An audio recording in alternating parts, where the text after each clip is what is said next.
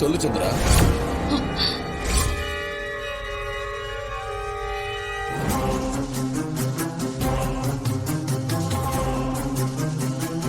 அங்க எந்த பிரச்சனையும் இல்லல்ல? பாரு, நாம நினைச்ச மாதிரி தானே எல்லாம் போய்கிட்டு இருக்கு. முக்கியமா உங்க அக்கா கறிக்கு எதுவும் தெரியாம பாத்துக்கோ, அதான் ரொம்ப முக்கியம்.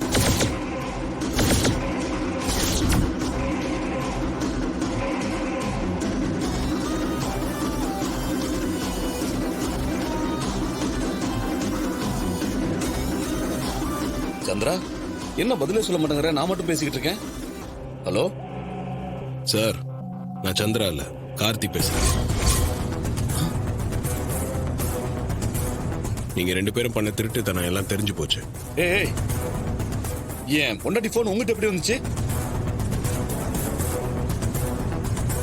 இங்க பார், அவளுக்கு மட்டும் ஏதாவது ஆச்சு, உங்களை எல்லாம் சும்மா விட மாட்டேன். சரிங்க சார், பார்த்து பண்ணுங்க.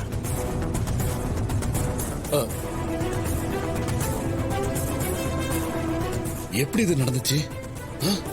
அங்க சந்திராவுக்கு என்னாச்சுன்னு ஒண்ணும் புரியலையே. இவ்வளவு நாளும் இவங்க உங்களை ஏமாத்திட்டு தான் இருந்தாங்க.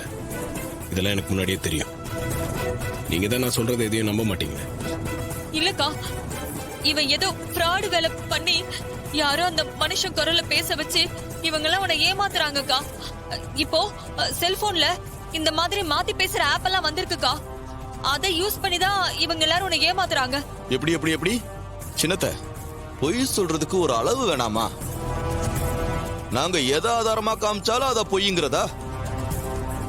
சின்னத்த, இன்னைக்கு நீங்க எங்க கிட்ட இருந்து தப்பிக்கவே முடியாது. இருங்க,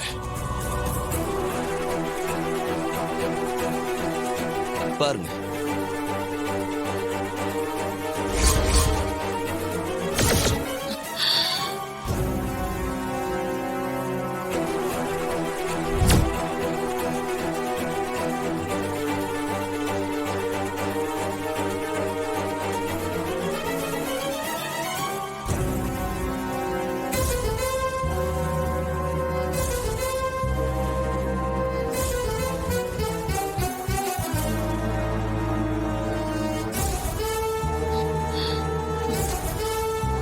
போச்சு, என் கதையை முடிச்சுட்டானுங்க.